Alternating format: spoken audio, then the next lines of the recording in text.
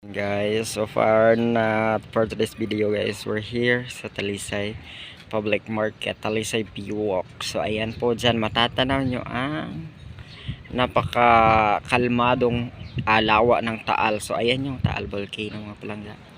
And then look sa mga tubig dito. So hindi siya actually madumi, kumbaga nagiging medyo ano lang yung tubig is dahil ng water lily na yan mga palangga. So yan yung mga water lily na yan. So may mga basurang pa ilan-ilan. Siyempre alam mo mahangin. May tilapia na ano oh. Tilapia na tegi oh. Tilapia ba yun? Oh, tilapia. Tapos ayan yung mga palangga. So look, gaano kakalmado ang tubig. Yan. Sobrang maganda yung panahon, sobrang mainit. So andito tayo sa Talisay P-Walk. Look sa panahon. So ayan lang muna yung video natin ngayon mga palangga. Ayan. Follow for more.